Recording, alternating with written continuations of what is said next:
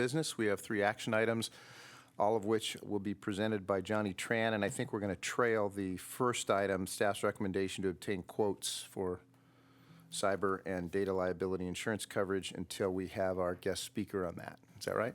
Yes, thank you, Bill. So, Johnny? Sure. Before I use staff's recommendation to adopt new board rule 6.60, I'm happy to present this one to you because I think with the board's adoption of this rule, it'll help streamline the process and avoid any corrections. So the board rule presented would require a member who is entering the deferred retirement option plan to enter at the beginning of a pay period versus sometime in the middle of a pay period. And the reason we want to do that is because when a member enters mid-pay period, it requires the plan sponsors to do manual adjustments to set up their benefit, and SDCERS to do manual adjustments, which has led to errors that we ourselves can't prevent. So we worked with the plan sponsors, and they all like the idea, and so do we, of requiring a member to enter at the beginning of the pay period, which will avoid any of these manual adjustments. Johnny, I have 2 questions. One is, what is the impact, if any, on members in terms of size and scope? Sure. And 2 is, why is it impossible for us to prevent errors? Okay. As to members, the members will still be allowed to stay within drop during the statutory time period. This doesn't affect retirement. This only affects entering drop. So they will be able to complete their entire drop period as allowed by the plans. The maybe inconvenience it may have is a member won't be able to enter on the exact day they become eligible to service retire. So if I have 20 years of service and my birthday is mid-pay period on age 55, they would have to wait up to, 13 days to enter drop. But that won't penalize them monetarily.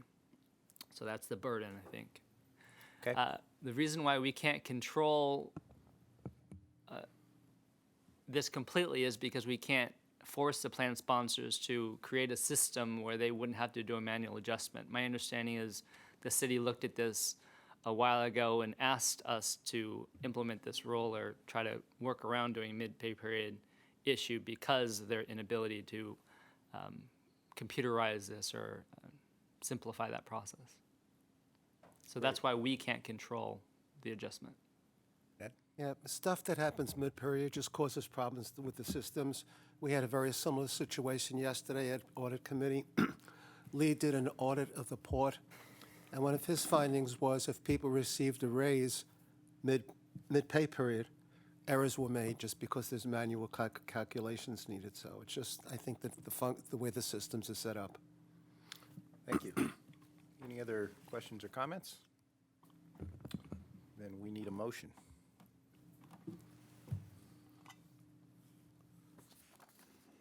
Motion's been made to approve staff's recommendation to adopt Board Rule 6.60 by Tom Sullivan and second by Carol Broad. Ready to vote? All votes are in. And that carries unanimously. Item 3. Good. Number 3 is just a cleanup. We're reviewing the Board of Administration Charter, and it has that the board will review the Chief Compliance Officer, the CEO, and the internal auditor in July. And that review is inconsistent with the 3 board processes on how to review those 3 positions. So just to make that consistent, we're asking one change, that the board charter be changed to have that review done in September. Only timing. Only time. Okay. Do we have a motion? All right. I've made the motion to approve staff's recommendation to revise the Board of Administration Charter. Ed Katroser has provided the second. Ready to vote? All votes are in. That carries unanimously. Do we want to then trail item 1? If we can. Yeah, let's do that, and we'll move on to the no action requested items, and you still have the queue. Thank you. Each year, the board is to review the conflicts of interest policy, the ethical conduct compliance training policy, and the fraud and criminal acts policy.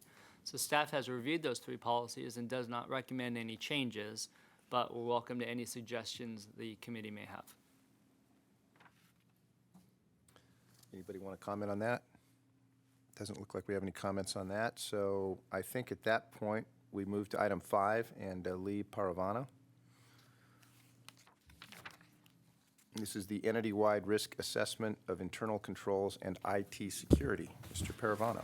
Thanks. Yesterday, this item was presented to the audit committee, so this was already reviewed there. We just thought it would be a good idea to bring to business to governance as well.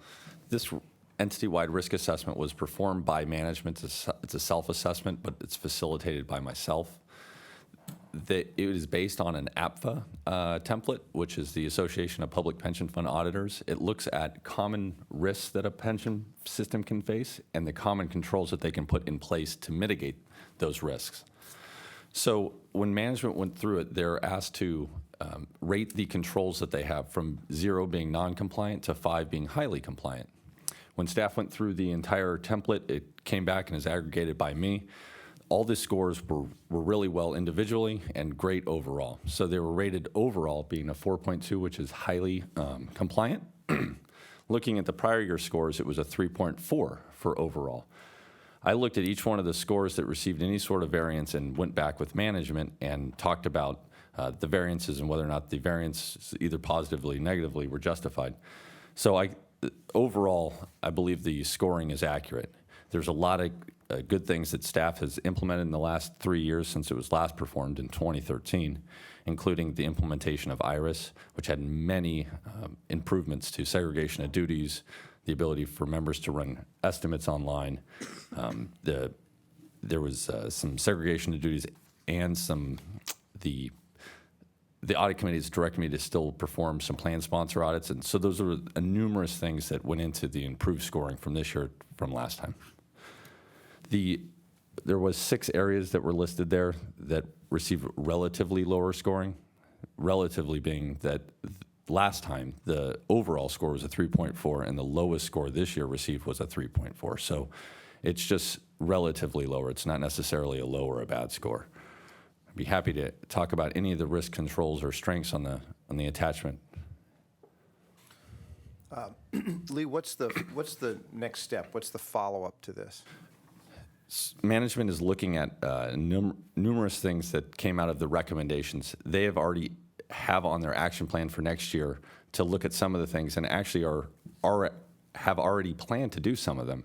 For instance, we're going to participate in a benchmarking survey, and we're going to perform some testing of our business continuity planning. So those things would have improved the scores that you're seeing already, but they haven't been performed yet, so that it should improve the scores that you see next time. But management's going to look at all the areas that receive relatively lower scoring in the next fiscal year and try to put in some new processes to increase those scores. Will there be another audit performed on this next year to compare? These are done every 2 to 3 years. Management has looked at it, looked at all the areas that receive relatively lower scoring and meets on it and comes up with an action plan to mitigate those. So no, this template's 1,600 lines long, so it takes considerable time by management. So we look at it every 3 years, but just an annual update is done on the relatively lower scorings. The one that jumps out at me is the death survivor benefits score of 3.4. Could you just talk about that quickly? Yeah, let me get to that.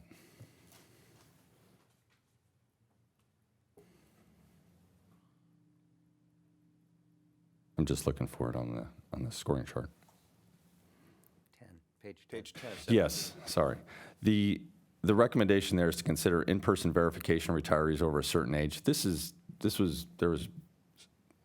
one of those things that comes up as a newspaper headline, right? So these are newspaper headline risks that you see, that if you're paying a dead member, right, or you're paying them for a number of reasons, you see them over at Social Security and you see those stats that come out. So this is a headline risk sort of thing. So doing in-person verification, there are certain services that do that will do it for you, and they'll pay you per person. We could do it if they're local residents. At a conference I recently attended, some of the members that got visited happy to be visited. They love to talk to the person that came and knocked at their door. But, it's just a couple recommendations. This area was actually quite minor on the entire spreadsheet. Looking at the 1,600, it had relatively few questions, so that may have resulted in a lower composite score, yeah. So we are going to look at this. This is actually queued up as an audit that we're looking to do in future years. We actually did do an audit of this 4 years ago. It was one of the audits that Bob Wilson did. So it's something we'd look at periodically. And Lee's right, people do die. We find out after the fact, and sometimes not in time to modify their monthly retirement benefit. So they get overpaid a little bit. If there's a continuance involved, the continuance may be getting half the benefit that the member was getting. And if we don't catch this in time, the benefit goes out in full rather than partly in full prior to the death and then the continuance after the death. And we are usually able 90% of the time to recover any kind of minor overpayments, but it is a process that requires diligence and attention. And there's not a lot of self-reporting. That's correct. That's correct, yeah. That was a Tanasi comment. Can I add one thing to that too, Val? Just so you all are aware, we use a service that lets us know when people have passed away, and we are right now in the middle of a 90-day trial where we're testing a different service, and we're doing parallel reporting from the two services to see if possibly we can get more information from a different company. But we've been using the same company for quite some time, and they do generally provide us that information. They are limited to providing us that information for people that died within the United States for the most part. All right. So that's one of our challenges as well. Lee, the other one I wanted to ask you about is customer service, which is on page 7. It's not a very low score. It's actually a very good score of 3.9, but you've highlighted it because it happened to fall under the arbitrary 4.0 standard. And that obviously is very important to the members. So if you wouldn't mind just addressing that one. Yeah, that's actually a score that increased quite substantially from last time. I think a lot of improvements have been made in the customer service area. One of the areas was recording of phone calls and looking at for training reasons. So we implemented that just in the last, I think about a year ago. So we are using that for training purposes. It has helped out for my purposes as well. So it's using a dual purpose there. We are actually, the member statements that have gone out through IRIS went out to all members for the city, port, and airport this last year, which was a big improvement. So that was an area that actually really increased since last time. I can tell you that Cynthia Queen actually requested, she thought it would be a great idea if I could come in and look at the call center or any area in her customer service area that I could help out and audit and look at. She would welcome it. And when we talked about my audit plan, she thought it was a great idea. Great. Does anybody else want to ask any questions? Just a comment. At the audit committee meeting yesterday, our outside auditors were in attendance, MGO, and they listened to Dave Bond's presentation on IT security and Lee's presentation. And we had asked them ahead of time, please be prepared to give some comments and some thoughts on risk assessment, internal controls, et cetera. And if I remember correctly, I believe the word they used was that we have one of the, or perhaps the most robust system of controls and procedures in place that they've seen in the state. And, certainly it's something that they rely upon when they do their audit, and it actually helps keep our audit costs down because they can rely on our controls and procedures. And thanks to Lee, we don't rest on our laurels. That's right. All right. Thank you very much. Thanks. The next item is item 6, the update on retired trustee election, and Jessica Packard.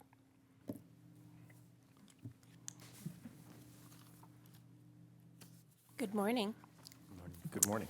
SDCERS is currently accepting nominations to fill the retired trustee seats. We're accepting nominations until Friday, July 15th. And to date, we've received only one formal nomination. However, we do anticipate another coming in this week. And should we receive enough submissions, we intend on having an election August 15th through August 26th. And with luck, we'll have our new trustee by September's meeting.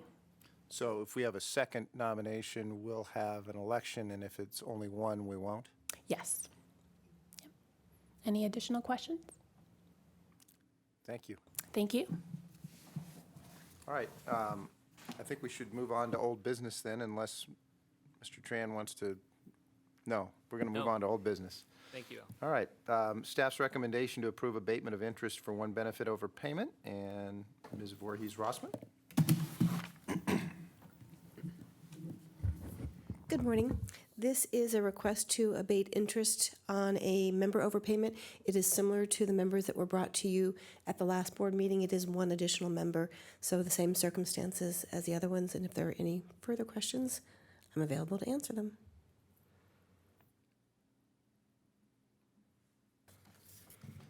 I don't hear any questions, so I believe we need a motion on this.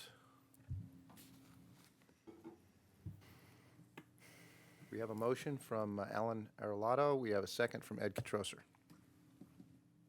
Ready to vote. And the motion to approve staff's recommendation to approve abatement of interest for one benefit overpayment carries 5-0. Thank you. Next on our agenda is item 2. This is a non-action item, report on overpayments and underpayments to members exceeding 10,000. So you've got the report in front of you for this. We have 8 additional members that we are reporting this month that have overpayments greater than 10,000. 4 of them have appealed or indicated that they plan to appeal before the deadline, and 4 of them are currently working with staff to evaluate their options. In all of these cases, there is more than one option for the member, so they're working with staff to evaluate their options. The appeal deadline has passed on those 4, so they will be making a decision based on the information they currently have. All right, any questions on any of these matters? No? No questions, no comments. Thank you very much, Marcel. And next we move to Mark Hovey with alternatives and recommendations on Chief Compliance Officer function. The history of SDCERS having a chief compliance officer dates to 2006, when at that time we were in the midst of filing voluntary correction program matters with the IRS, and we had a whole host of issues to wrestle with. So at that time, there was a woman named Roxanne Parks, still working for the city, who became SERS' first chief compliance officer. It was a full-time job, and in that capacity, she reported to the board.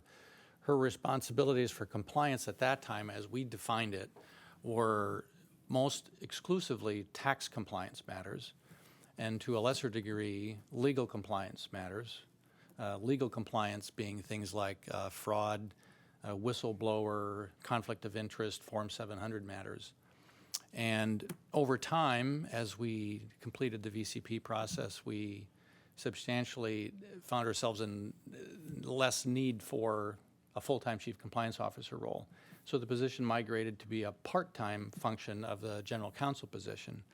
So the materials that you have in front of you explain some of this transition as what's happened, and the board had talked with me last year at the time when we appointed Johnny Tran that it would be good to revisit the whole idea of how's compliance done and are there some alternatives to our current format.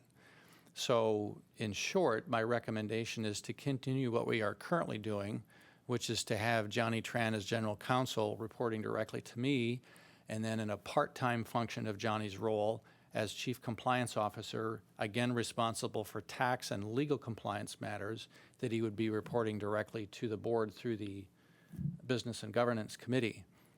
There are 2 other areas of compliance that we could talk about. One is what I would call operational compliance.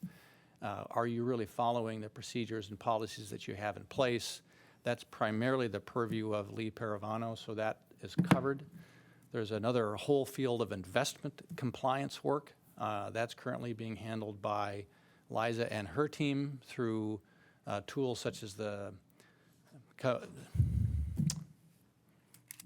securities, boy, I'm losing the word here. We have State Street Bank has compliance monitoring software that we use to ensure that all of our investment managers are complying.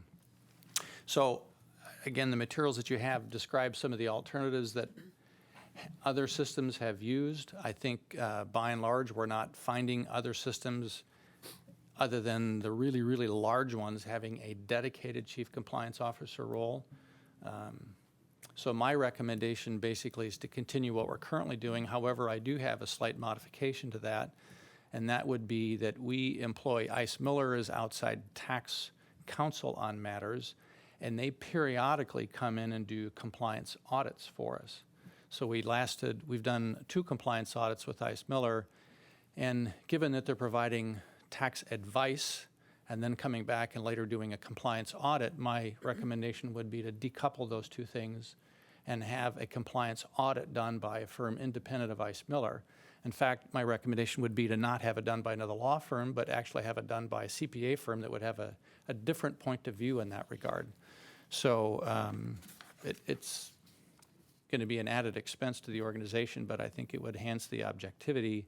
That work would be done and reported directly back to the board. Johnny would coordinate that work. So I'll stop there. I've been talking longer than I anticipated, but just wanted to see if you had any other thoughts about this. Ed? When we discussed this a few years ago with Elaine, we basically asked Elaine 3 questions, as I remember, and so I'm addressing these to Johnny. Number 1, your comfort level with this. Number 2, do you feel you have the time needed to perform the 2 functions? And third, do you see any downside to this?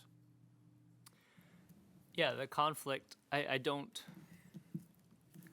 feel that I have a conflict given that my role is for the tax matters and for legal compliance matters, fraud, ethics. I fortunately haven't had a problem with that. So I haven't run into that. The time, I do believe I have enough time. I would probably say it takes up maybe 10 to 15% of my time. So not significant, such that I personally feel if you hired a full-time chief compliance officer, I don't know what they would be doing full-time at least. And your last question, Do you see any downside? downside. Yeah, I do, in that I report as a general counsel to Mark, and then independently I report to the board as chief compliance officer. If those 2 situations were to conflict in that Mark and I disagreed about something, it would be uncomfortable for me to go in front of the board and talk about something, but That's typically true of general counsel roles in private companies as well, isn't it? absolutely, even as general counsel, I'm the systems counsel, not Mark's, not Val's, not Ed's. So any one of you I could burn in that sense, and that if I needed to.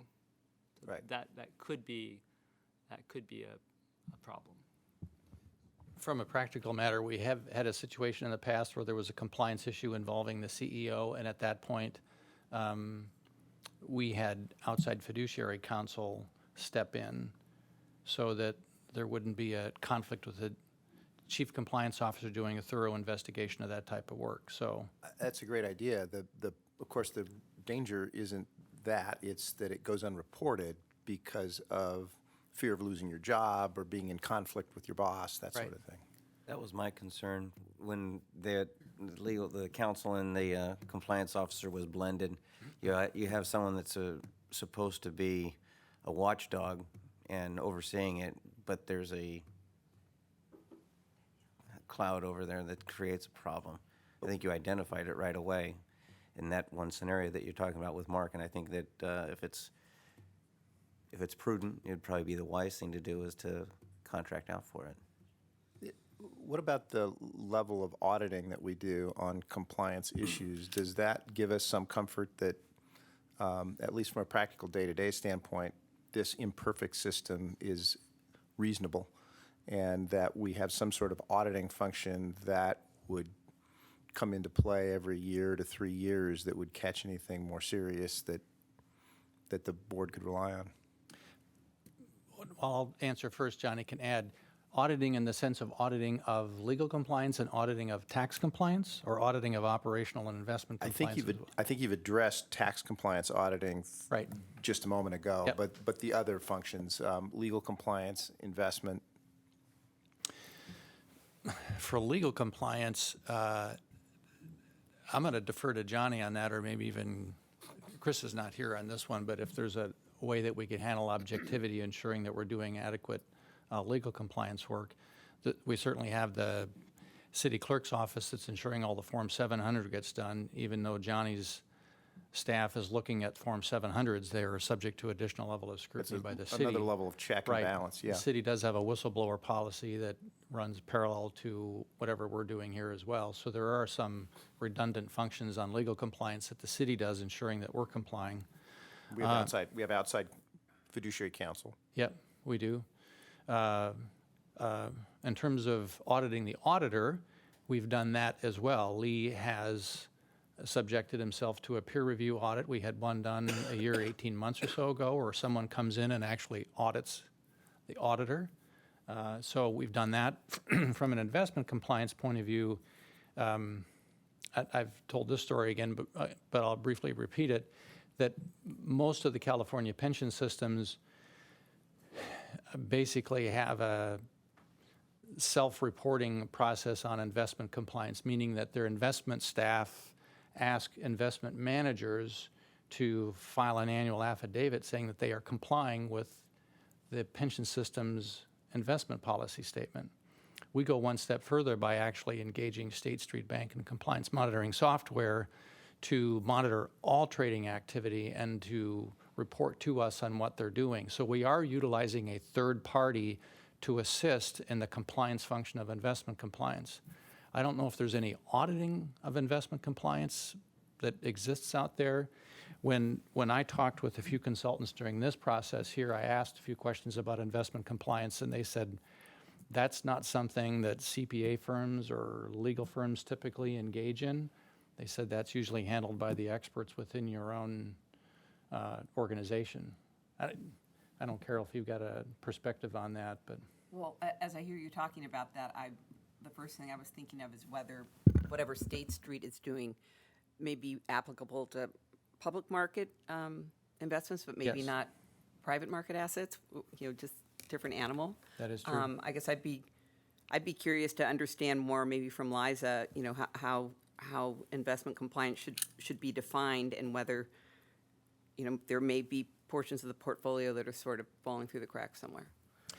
Yeah, what we can have Liza address that at an audit committee meeting. We did have the whole presentation a month or a meeting or two ago on how we manage the risks within the investment program, and we involved Aon Hewitt taking a look at how do we ensure that our risk management program is robust and sufficient on that. But we'll circle back on that item.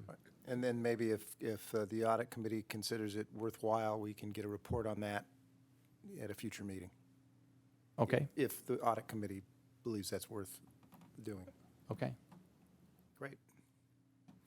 Anything, I don't see So anyone this else. really wasn't an action item, it was No, just I haven't seen if anybody you else in the were, queue. and we can revisit this at the full board meeting tomorrow.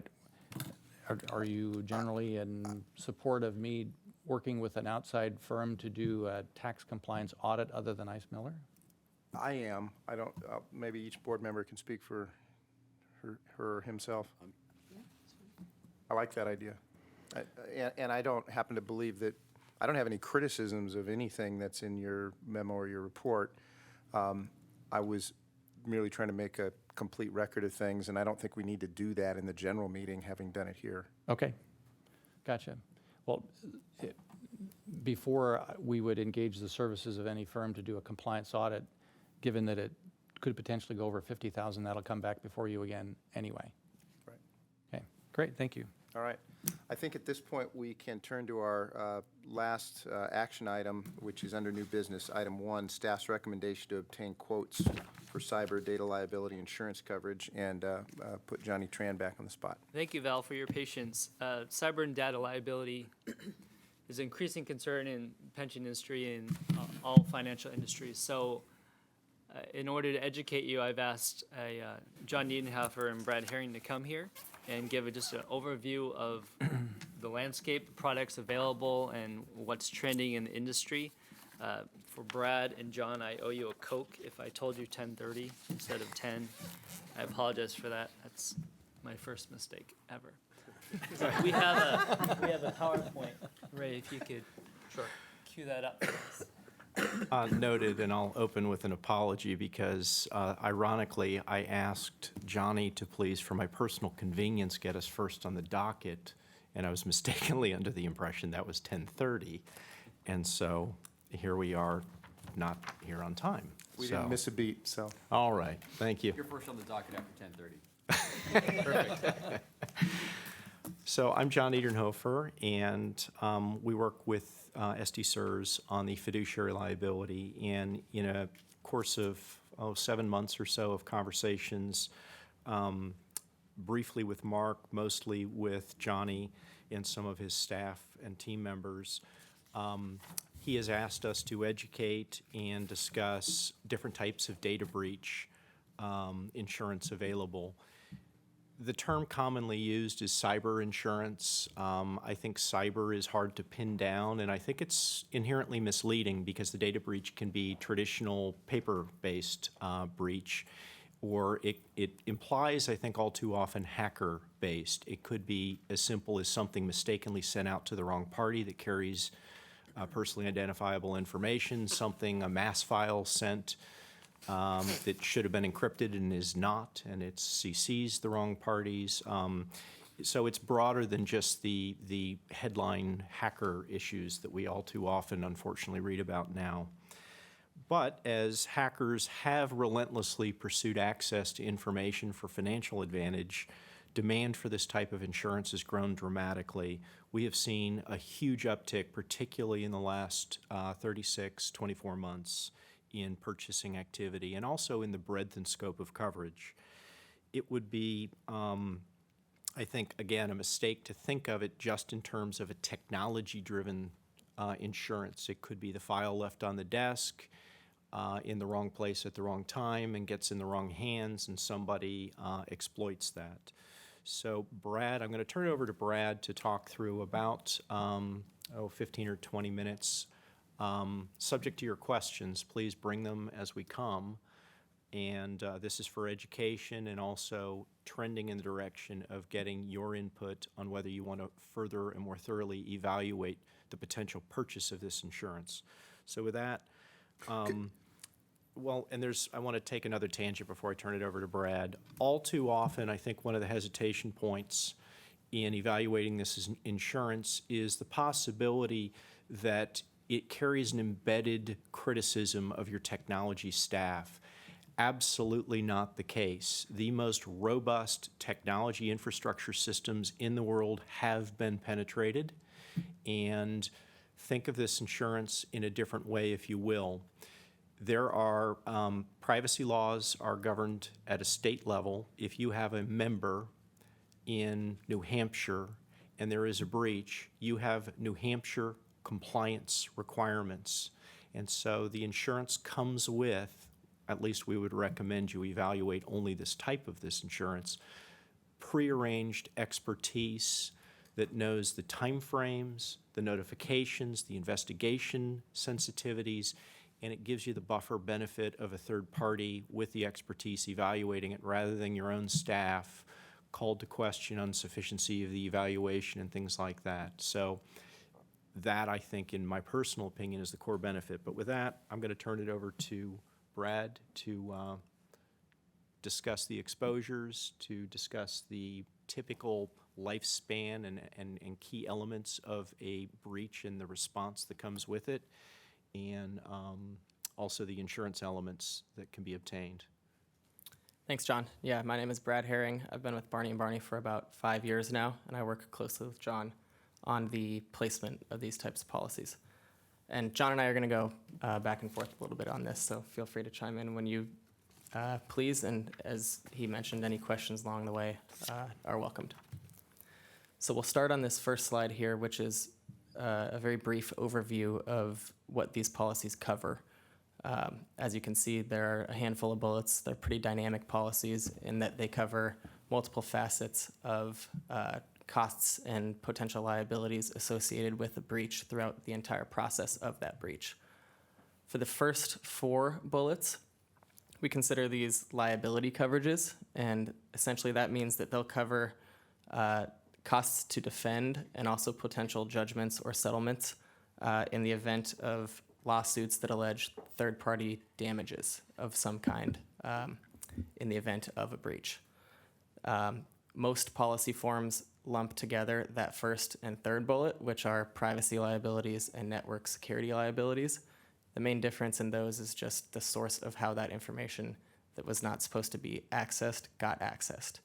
As John mentioned, that first bullet could address many issues that have nothing to do with an actual criminal hack of your system. It could be, an Iron Mountain shredding box falling off of a truck that has not gotten shredded yet, and information gets spread that way. It could be a lost cell phone or laptop or some other kind of device. Is this generally strict liability under privacy statutes? Is it negligence liability or something other than those two? It can be either, and it's most commonly one of those two.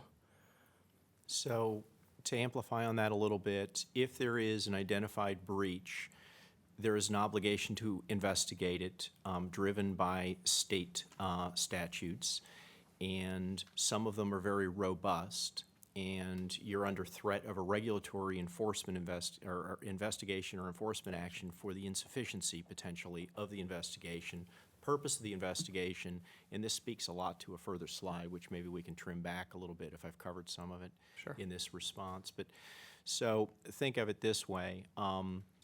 You've got a notification requirement to anybody whose personally identifiable information has been compromised. So that often will kick off some sort of demand, whether it's from an individual, or there may be mass notification requirements that can kick off a class action claim, a regulatory investigation of the breach itself, not just the investigation of the breach. And unfortunately, it seems to be commensurate with scope. The bigger they are, the more the piling on. You could have numerous state actions, federal actions, all overlying the fact that you allowed the breach, and then, unfortunately, all too often, secondarily, how you handled it as well. So am I correct that the liability for the breach itself would be based on a negligence theory, and thereafter your liability could be based on a failure to comply with the follow-up requirements, whether it be notification, investigation, or correction? Yes, and it could also be a code breach for allowing the breach in the first place. So there may be liability for the breach regardless of your fault? Correct. Strict liability is the term you opened with, and I could have more simply said yes. In some instances, it is as simple as that. Okay. So as mentioned, that first and third bullet are often tied together on policy forms. The third bullet would address your more traditional hack-based data breaches that we've seen often in the news. Somebody behind a computer screen, whether it's just what we picture as a hacker doing things to see what they can do. There's a black market for this data that gets accessed, so there are financial considerations for many. But if you're hacked, you wouldn't be strictly liable for the breach if you're hacked and you have adequate safety precautions in place. It just happens, or would you still? It sounds like a defensible claim. It depends on the regulatory perspective. Generally speaking, when you have somebody's medical or financial information, the duty of care is extremely high. You are a fiduciary, and it's not purely as simple as an absolute liability or a strict liability, but there's a presumption of negligence if you possess somebody's personally identifiable confidential information that you've got code-driven and common law-driven requirements to safeguard, and you fail to do so, you're already fighting an uphill battle. Yeah. Okay. So, excuse the pun when I said you're a target. yeah, we've said that. Yeah, they're very aptly named. So the second bullet here, the media and content liabilities line, as you'll see, this addresses infringement of copyright and trademark, libel and slander related issues. This is essentially a media liability component that many of these data breach policies contain. It's more traditionally an errors and omissions type coverage. And in discussing with Johnny, we weren't exactly sure how actually big an exposure that would be in your guys' specific case. But that is a component that these policies can carry. It's something that you can also carve out if it's determined that it's not that large of an exposure area. And then as John mentioned as well, and feel free to chime in here as well, regulatory action. As he mentioned, privacy law is dictated at the state level. There are tons and tons of regulations that you need to comply with in the event of a breach during the notification process for those individuals whose information was compromised. And there is the potential for regulatory investigations, fines, penalties, if you're found to have been uncompliant during some of that notification process. You may be found compliant, but they may look to investigate anyways. And there can be coverage for the defense process throughout that. And John and I discussed this earlier. As a public entity, there's probably less exposure in this area than there would be for a private entity. But that's not to say, as John mentioned, that an individual that resides in another state that may have a fairly aggressive legal atmosphere, we wouldn't expect them to stop from investigating that kind of thing if necessary. The challenge in this area, because it's privacy law is regulated at a state level, a lot of attorneys general are politically motivated and publicly elected, and some of them find this a cause célèbre, if you will, and some of the states have been a lot more strident in pursuing these matters on behalf of their constituents. And there's not really, it's a bit of a Wild West scenario. You just don't know until the scope is identified and you start getting into it in terms of investigating the cause and the effect and the implications. It may attract people for all the wrong reasons, unfortunately, whether it's plaintiff lawyers or people seeking a private attorney general action or some sort of attorney general themselves. So if we keep moving down, these last three bullets are more cost-related coverages associated with costs that the policyholder would experience in the event of a breach. That next one that we've come upon is network interruption. This is looked at typically like a traditional sort of business income loss coverage. It's typically something that you'd find on a property policy in case there was some sort of damage to property, like a fire, things like that, that would have harmed ability to function as a business for some material amount of time. Those policies traditionally have not covered hack or breach-related network interruption. So if your network gets accessed and shut down for a meaningful period of time, after some usually 8 to 12 hour waiting period, you can recoup some amount of money and traditionally, like I said, it's income that has been lost by way of a business being shut down. And John, yeah, go ahead. And we've discussed, Brad and I talked about this a bit with Johnny. The way it's written here is more generic and inapplicable to you guys as a not-for-profit. I would look at it in a different way. If you're unable to effectuate trades, there's a heightened cost for it. Things like that. If there's expenses associated with accessing third-party systems for a fee, there's an element of coverage here. It's less applicable for your operating model, but it's still applicable in any given scenario. If you have an outage for an extended period of time and there's a cascade of inevitable costs that will arise, but probably not a core exposure here. Mm-hmm. Does this cover acts of God? So, for example, earthquakes or things like that? That would be an unauthorized access, but Well, could have a network interruption and stuff like that. there might be an exclusion. I'm going to say unlikely. The insuring agreement's going to be triggered by some sort of cause of loss, and it's going to be a breach of some sort or an incident. A security incident is usually the triggering event, and I don't think I can come up with a scenario plausible to say yes, so I would suggest not. But probably our normal business interruption insurance would cover that then. It for would, it up well. yes. And that would probably be more likely physical damage to technology equipment or business income expense or interruption or extra expense associated with covering for it. Yeah, that's the distinction between the two.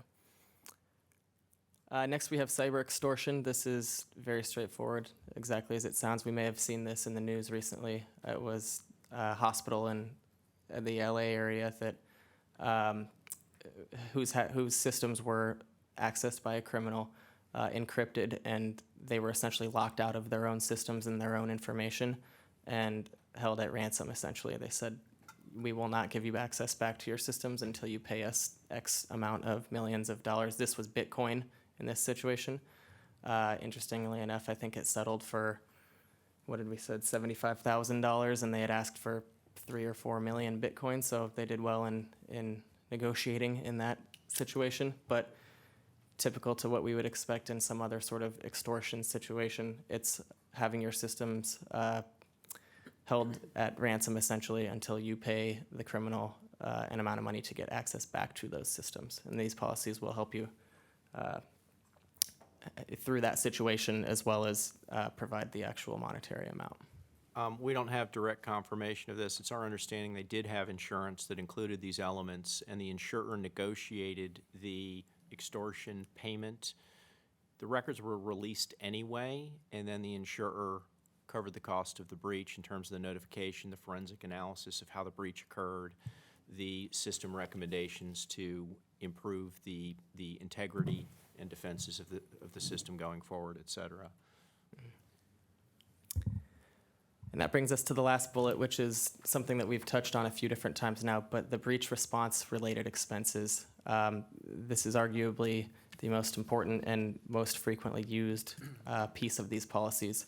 And this will reimburse you for costs associated with legal fees to get an attorney involved, the forensic investigation that John mentioned to analyze the systems and figure out how they were accessed, how long they've been accessed for, what the scope of the access was, which is really important in determining whose information was compromised, because that leads directly to who is required to be notified that their information was compromised.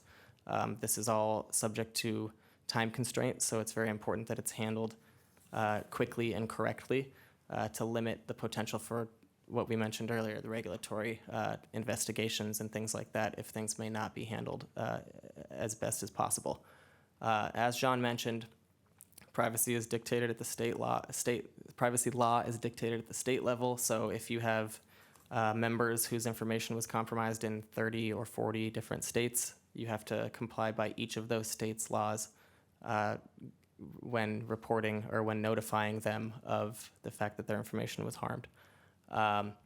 There are credit or ID monitoring requirements as well that you need to provide. I'm sure many of us have seen those emails from Anthem or Target or whomever else that allow you to enroll for free in a year or two of credit or ID monitoring services as the result of a breach.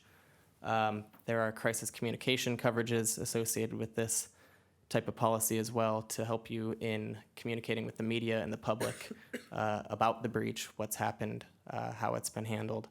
And obviously, strategic communication is important in these events to make sure that people are aware that something has happened, but that it's being handled swiftly and properly. Just a brief personal anecdote. One of the largest breaches nationally 2 years ago was the Anthem breach, Anthem Insurance, and I was very pleased to be affected by this because my family were all policyholders, and so we got the 24 months of credit and identity monitoring. Quickly found out that my 12-year-old daughter had a Maryland checking account opened in her name under her Social Security number that had been active for 3 years since she was 9. So, and they addressed it and told us how they had addressed it, shut it down, notified the authorities, closed the account, and it was surrendered to the state. So, Pretty sharp 9-year-old. collateral benefit. What happened to her money? Yeah, it's a pretty sharp 9-year-old. We didn't claim it as ours. And one other interesting note there, unrelated, but in this same vein, in the situations that it is an actual criminal hacker accessing systems, I think it's somewhere around 200 days is the average amount of time that system has been compromised before the company becomes aware of it. So that's another point to the forensic investigating piece. It's very important to understand, not only where the access point was, but how long it's been there, because that really can affect the flow of data that goes through that particular point in figuring out, how much was accessed and the action items required thereafter. So we'll I think in the interest of time, we've the core of our content was on that slide. I don't know if we should do a time check here. We want to give you as much time as you would like, but be sensitive to it at the same time. So perhaps I could get some input on pace, because we probably have spent more than half of our intended time. It seems, just looking at your presentation, it seems to me like we should probably slip over to slide 5, but Okay. if you want to cover 3 and 4 briefly. It can be very quick, yeah. The third slide here just touches on what we've discussed before, which is actually that only about a third of what we consider data breach incidents are caused by what we traditionally think of as a criminal hack. This is most importantly to point out that 35% there are what we refer to as the human factor, and what John mentioned earlier about the most impenetrable systems in the world at the government level, at the private sector, at the public entity level have been compromised. And you can protect as much as you can against what you can predict, but what we can't predict is that human element of losing a laptop that has an access point or has data on it. Just accidents like we mentioned of things not getting shredded or disposed the way they're supposed to, or even a rogue employee that has access internally to the system at an allowed level, but then chooses to, for financial or other reasons, send that information elsewhere. So just sort of an interesting slide to understand where breaches are caused by. Just curious, though, that slide is 3 years old, and hacking has gotten so much more sophisticated and so much more in the news. Do you think those numbers are still the same today? They are about the same, yep. It's maybe give or take a few points here and there, but the ratio is generally the same. Want to do slide 5 now, Brian? Sure, yeah, this basically covers the anatomy of a breach, but each of these elements has been mentioned prior to that on slide 2. So we'll go to 5 here, and I think that's John. Thanks. Our team handles, out of our office here locally, some of the largest money managers in the private sector in the nation, and we're part of the world's largest insurance broker as well, with very deep amounts of information involving cyber purchasing for money managers, which includes your type of business model. Unfortunately, we don't segregate out for the way we keep our data for public pension managers, and so we can't give you directly pertinent information on what systems are buying. I can give you some general impressions, which is financial services companies broadly, particularly those with any kind of access to the ability to move people's money or that take any type of retail credit card information. Probably 3 years ago, I'd say had a 25 to 30% purchase rate of this insurance, and just in that short period of time, it's trending from 75 to 90%. Now, I would say that public systems are probably still at or under 25% purchasing activity of this type of insurance. I'm not able to speak to the reasons why the systems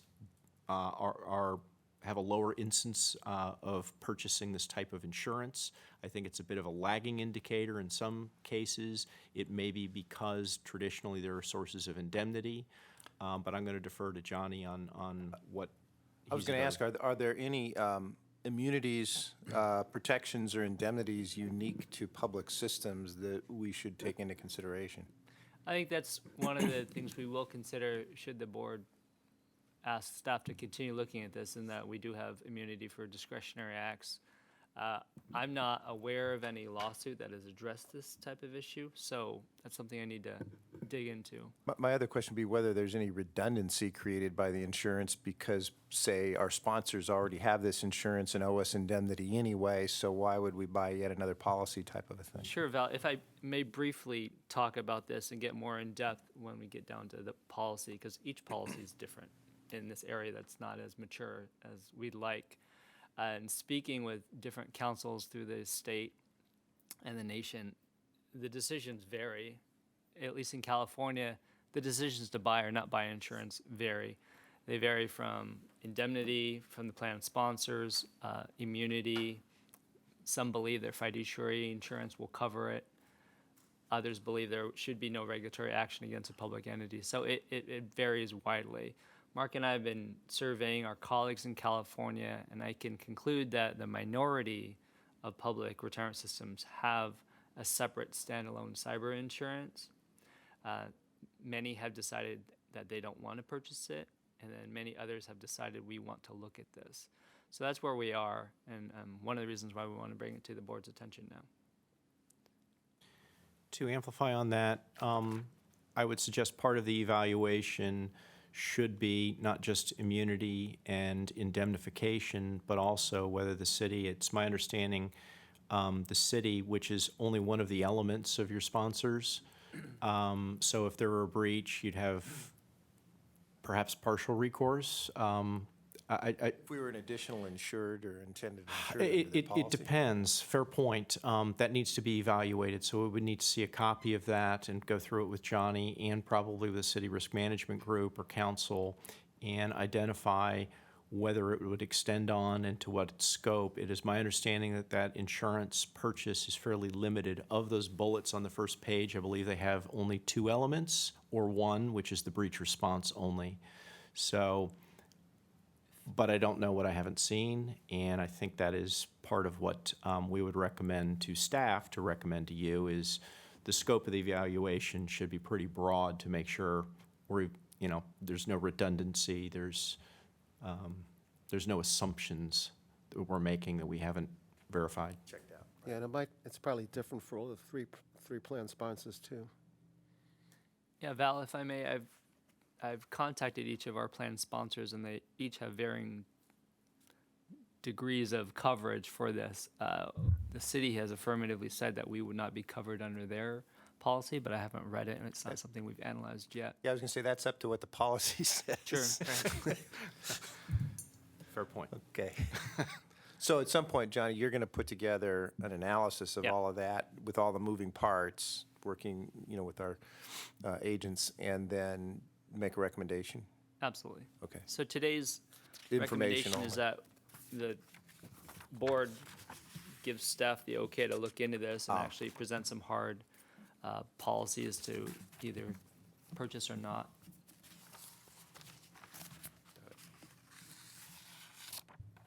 I think we've got one more slide to cover, but that's just the recommendation, which is to obtain quotes for this insurance? It is, and we've just highlighted what we think is the most relevant coverage, but by no means are we excluding the other ones, given the further research and the analysis that we're going to do. So could I amend the action item to be not just to obtain quotes for the insurance, but to analyze the need for the insurance and obtain quotes for the insurance, and analyzing the need would include all the things that have been brought up today.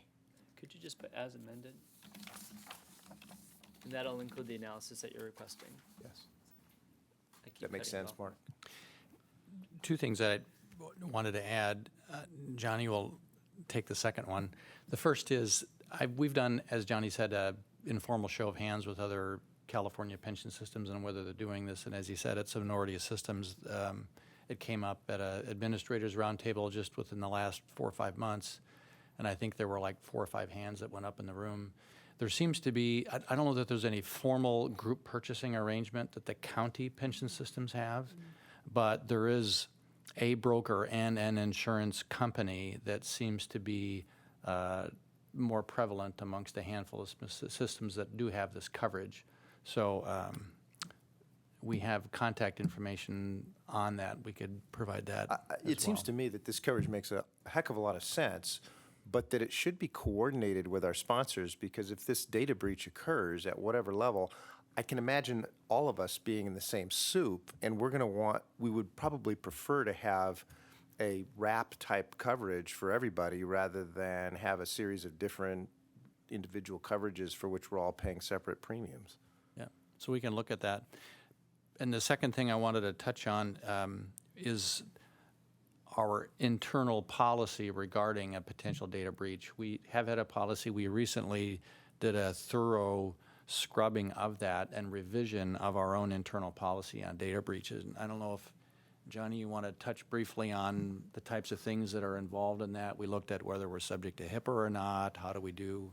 Sure, we went through. Give a brief overview of that. Yeah, we did a 6-month review of the different notification breach laws that we would be subject to. So FTC, HIPAA, and the state laws itself. So with Dave Bond's help, we vetted that out and have a finalized breach response process. So if we would lose any member data, we have a process in place from remediation to outreach to contacting our members affected and contacting the state authorities as well. So we are all over this. All right. Now procedurally, should the motion, and I'm making an assumption what I'm going to say now, state that staff working with Bonnie and Bonnie? Because I assume we're not going to go talk to other brokers at this point in time, and maybe I'm wrong. I think that's fair, but I don't know that we need to make that part of the motion, but that does seem to be how they would do the analysis with Barney and Barney. If you want to make it part of the motion, that's fine. Yeah, I think we're comfortable with Bonnie and Bonnie. We've worked with them. You know, they've helped us with our liability, and I would like to formalize that in this too. Okay, so then, as I understand the motion, Cynthia, it would be staff's recommendation to work with Barney and Barney to analyze and obtain quotes for cyber data liability insurance coverage. So the added words would be working with Barney and Barney to analyze.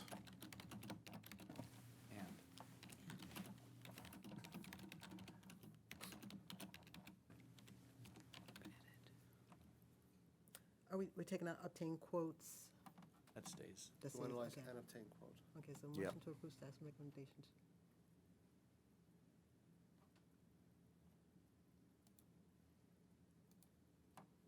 So staff's recommendation to work with Barney and Barney to analyze and obtain quotes for. To analyze and obtain quotes, right? Right. As amended still? You can take that as amended. Does that look good? I think that's it. Okay. Does that look good to you, Ed? Yes. All right. All right. So with that modification, we need a motion and a second. I've made the motion. The second was provided by Tom Sullivan. Ready to vote? And it passes 5-0. Thank you, gentlemen. Thank you all, and Appreciate it. again, thank you for the accommodating our timing mistake. I certainly don't want to be Johnny's first mistake ever. First and last. All right. That takes care of new business. We've already finished with old business. We're on to status reports. We've been going for an hour and 5 minutes. Does anybody need a break, or shall we keep pushing? All right, we're going to push on. Legal compliance. Johnny. Thank you. You have my report in front of you. I just wanted to highlight a few items. One, the PSC litigation. I'll talk about this more in closed session, but I do want to mention that the appealed cases, the plaintiffs filed a writ to the California Supreme Court, which was denied last week. So that ends that litigation. We'll get into more detail later. The second thing I wanted to talk about that didn't make the report because it just happened 10 days ago is that we received our favorable private letter ruling from the Internal Revenue Service. We had requested clarification on the components, the taxability of the components of an industrial disability retirement. And the IRS came back saying we're doing it exactly the way they want us to. So that's kudos to Marcel, everyone here, and our staff for doing that. Any questions about my report? Thanks. We still don't have a ruling on the Krolikowski case? We don't. Okay. Thank you. David Bond, IT. Good morning. I just wanted to let everybody know a new development as well for IT is that we have joined a group called MS-ISAC, which is an offshoot of the Department of Homeland Security, and they provide cyber assistance. So it really fits in with the cyber insurance discussion that they actually will send in a Tiger team to help you diagnose exactly what happened, do forensics, help remediate the issue, and they offer that at no charge. So that'll be part of any analysis that's brought forward. I just also wanted to talk about the lighting. Now that the AV system is in place, we're looking at improving the lighting. If you sit in Mr. Hovey or Mr. Tran's chair and over towards Mr. Sullivan and Mr. Wallace, there's a glare on the big screen that makes it a little bit more difficult to see. And we're going to put glare guards on the lights in here so that it doesn't reflect back on the big screen. And we're also looking at improving the lighting in here. It's for television purposes, it's a little bit dim. We're at 26 lumens, and we should be between 40 and 50, so we're gonna get it a little brighter and reduce the glare. So one more, I think, improvement to the boardroom and nod to the fact that we're in high def. And if anybody has any questions, I'd be happy to answer. Seeing none, let's move on to member services. And Cynthia Queen.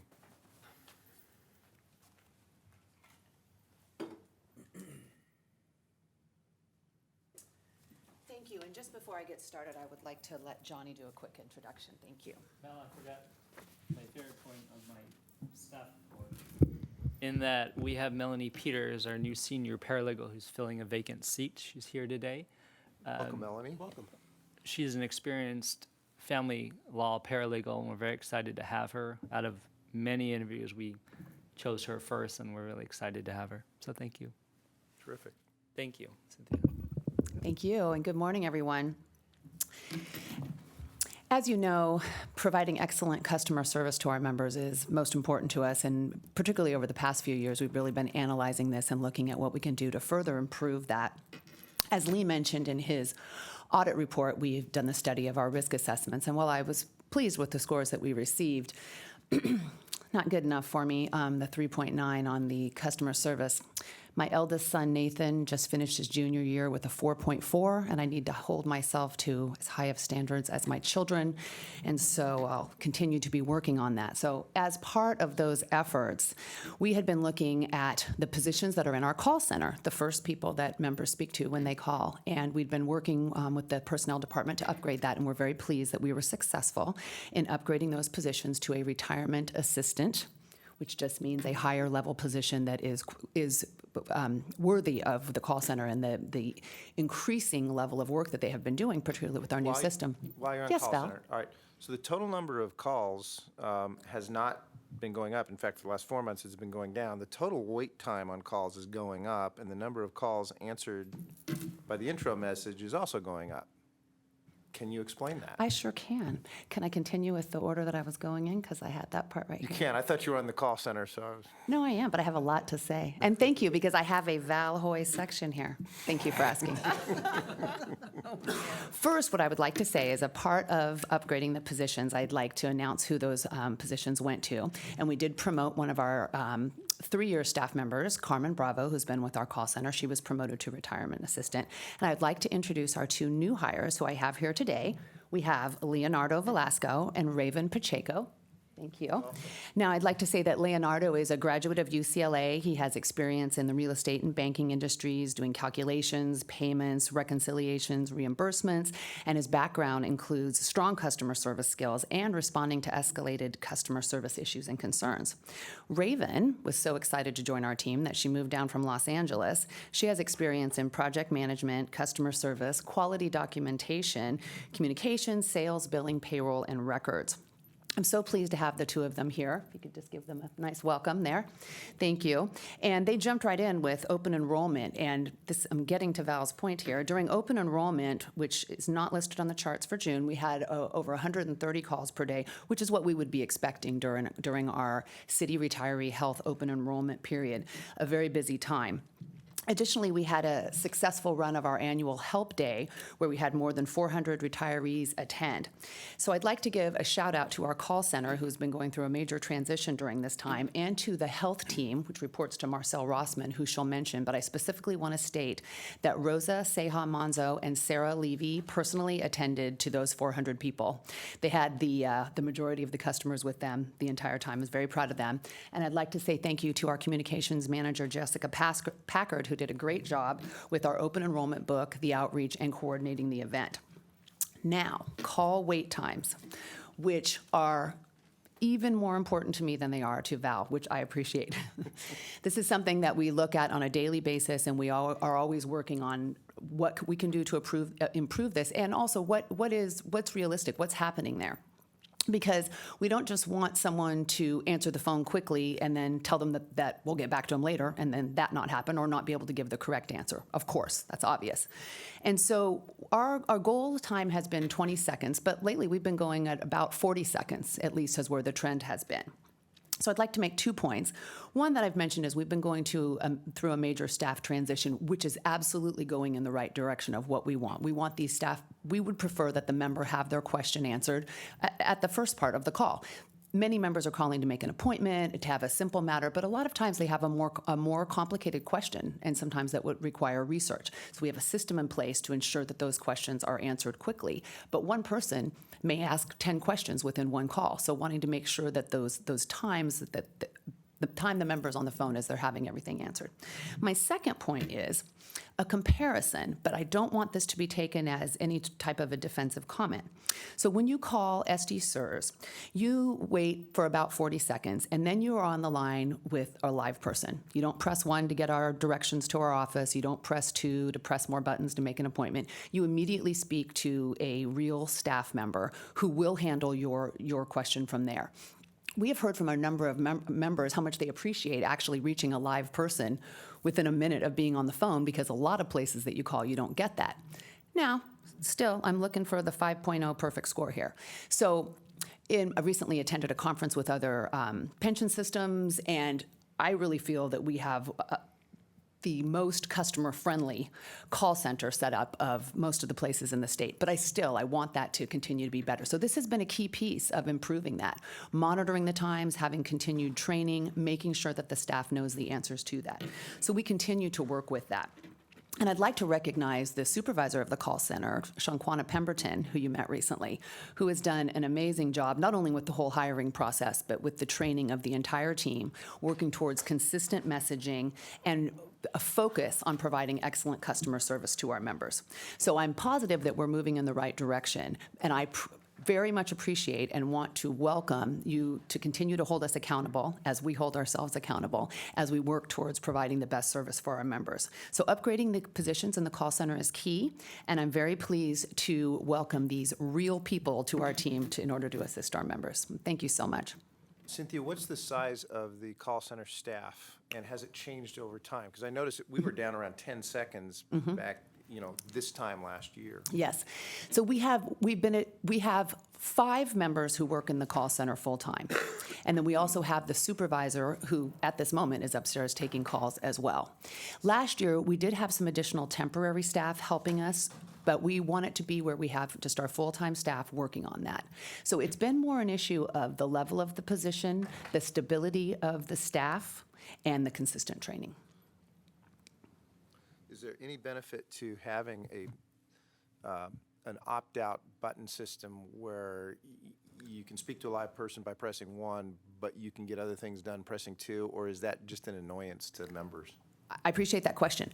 What we have in place right now is akin to that, where we have the introductory message, which Jessica updates weekly or every other week based on what's going on. For example, right now it would tell you about a cost of living adjustment, and last week it would tell you about retiree health open enrollment. Now it would also mention the election. So the most common question that we believe people are asking about is answered in the beginning, which you noted with the introductory number.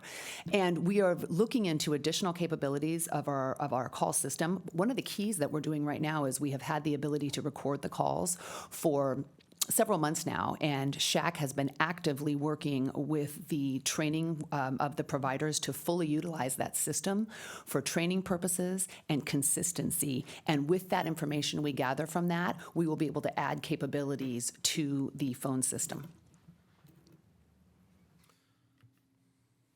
Am I the only one who's going to harass her about the call center? Okay. Thank you, everyone. And Val, thank you so much. I truly appreciate that you care about the call center, and it is a compliment to our staff. And I tell them always that you are at the front lines and you matter, and the board asks about you every time. So thank you. Thank you. And I want to say welcome to the call center, because when Cynthia talks about those 10 questions, sometimes they come in very rapid fire succession, if you hadn't experienced that yet. So good luck to you in the call center. All right. Benefits Administration, Marcel.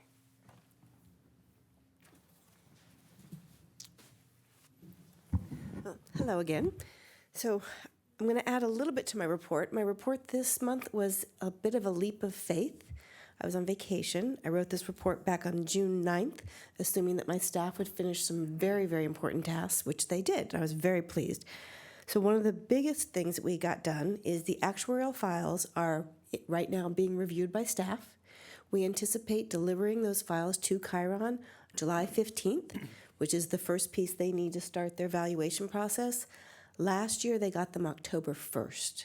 So we're looking at a 2.5-month improvement on when they're going to get this data, and they're getting cleaner data than what they've gotten in the past. And that is in large part to the IRIS system.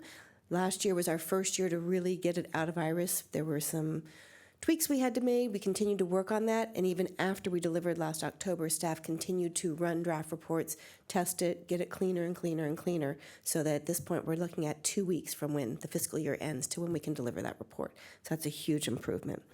Interest posting used to take about 3 weeks after fiscal year end. It was posted on Tuesday.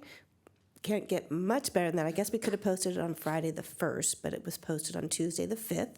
So annual interest posting has been completed. The COLA job was run this morning, so the new COLA rate increases are already in the system. Again, that's something that normally would have taken a couple weeks to get done. So that's done. So all of those are in large part to improvements through IRIS that we can thoroughly test this data and we can get it processed quicker and get it out there for our members to see. Because I can tell you members are looking right now to see if their interest is in there. They start looking right after the first of the fiscal year. Also wanted to touch on health that Cynthia talked about. We had health open enrollment. We did that this year with one of our long-term members had retired who worked in that area. So we had 2 brand new people who'd been on board for less than a month helping us out with that. It went very smoothly. We closed it on June 30th, and now staff is working on making sure that all of that is implemented so that correct premiums will come out of our members' checks for the July 31st payroll. But that went very smoothly. We really appreciated the support from member services. The call center did a lot of training ahead of time and took more of the calls that would normally have gone to the health team to free them up to answer the questions that were more detailed. And then the last thing that I wanted to mention, because again, it's in here, but staff really came through for me, which is great, the categorical corrections project that you've heard so much about over the last few years. There was a large number of issues that we were looking at that we had identified as potentially having a fiscal impact to our members. And we had set a target date of completing those corrections by June 30th. We made that date. All of the members have been contacted. Doesn't mean that we're done with the process. As I mentioned earlier, they may have options for corrections. We're still working with the members to finalize it. But as of June 30th, all members, or July 1st, all members had been contacted that were part of that original list. And we'll provide an update at a future board meeting on more of that project. And with that, I'm here if there's any questions. Thank you very much, Marcel. Okay. Mr. LaSalvia will now present on finance and the trust financial statements for April and May.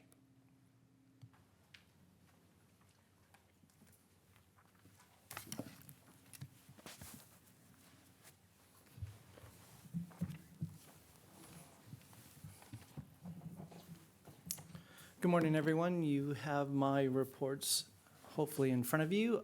We'll start with the finance staff report. After the May board meetings on May the 20th, SDCERS, and myself in particular, was notified by the GFOA that we had been awarded the GFOA Certificate of Achievement and Excellence in Financial Reporting for our June 30th, 2015 CAFR. So it's kind of nice to have that award. This is the 8th consecutive year in a row that SDCERS has been honored in that way, and 12th overall since the CAFR reporting had begun. From the standpoint of current projects, obviously we just ended our fiscal year end, June 30th, 2016. We're in the middle of our financial statement close. We're in preparation for our interim audit, and our auditors start on site on Monday, July the 18th. At that time, they will be performing interim audit procedures. The process is such that we have a more compressed time frame by 2 weeks in comparison to last year. And if those of you remember, last year was actually the earliest we had done the audit in quite some time. Consequently, it will be even earlier again this year. Nothing like a little pressure, especially when the fact that we are now implementing GASB 72. GASB 72 is a fair value reporting standard that updates government to what private industry has been doing for a long time with leveling reporting for investments. This requires the finance group to get that much more involved with our investments to the point where we're down to the individual holding level for this actual standard. Lastly, but not on the report, we have just extended an offer to a retirement financial specialist 3. This individual is currently going through background checks, but comes to us from RSM, formerly known as RSM McGladrey. So this person has public accounting experience, and I'm looking forward to getting her on staff because we're a little short-manned at the moment. And with that, I will open the floor to any questions you might have on the finance staff report. Why don't we move on to the Ted keeps moving up the schedule by 2 weeks. Next year, he's told me he's going to close the year on June 20th. Okay. We have 2 months' worth of financial statements. Finance is current with financial reporting through May 31st, 2016. We're obviously working on our June financials, but you have the May information in front of you. These financial statements reflect the fully loaded operations for SDCERS and not the financial statements that will be audited. So what happens is that we have health insurance, which is in there, which gets removed for financial audit purposes, but any costs related to the health division are fully reimbursed by the city of San Diego. For the statement of planned net position, we have net position of $6.7 billion. This is a decrease of approximately $146 million year over year. It's important to note, though, we had a bit of a roller coaster year. The worst month we had was in February. So I know it's a decline in our net position of $146 million, but it's an improvement over where we were in February, which was about $422 million down. Investments total $6.7 billion. This is a decrease of $150 million year over year. By comparison, we were down $422 million in February. On the income statement side, the statement of changes in planned net position, we had total additions of $250 million, benefit payments of $444 million. We're running approximately $40 million a month in benefit payments. So if you think about it from a cash flow perspective, this is an outflow of resources regardless of what happens on the investment side. When you couple the outflow of resources with a decline in investment results, it magnifies the decline in our overall planned net position. This resulted in a decrease in net position of approximately $195 million. That's compared to about $500 million back in February. So once again, an improvement over where we were. Investment income, of course, is the most significant element. For the 11 months ended May 31st, net investment loss was about $65 million versus net investment loss of about $410 million back in February. The schedule of reserves, this reflects the composition of net position restricted for the payment of benefits. As of May 31st, total reserves are $5.7 billion. This is an increase of $12 million over the prior year. And with that, I'll open the floor to any questions you may have on the financials. I don't see any questions today, which is shocking because Ed is here.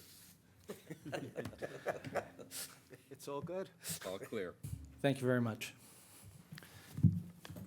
Liza had mentioned that this afternoon with Aon Hewitt here, they'll be giving us some preliminary investment return numbers for the fiscal year. I don't have them at the moment. I was going to say, this meeting is on closed circuit TV. None of those are. I don't know whether this really belongs here under questions and comments from the chair, trustees, and staff, but do you want to make any comment about Brexit or any impact on us or anything like that, or should we just deal with that in investment? We'll be talking about that at the investment committee this afternoon. Explicitly, that is something that we'll be discussing, and we can revisit whether we'll be carrying that forward to Friday's report out as well. Great, thank you. All right, so that concludes the status reports, and we are on to questions, comments from chair, trustees, and staff. Does anyone have anything they'd like to bring up now? Seeing nothing, there are no non-docket items, and so the meeting is adjourned.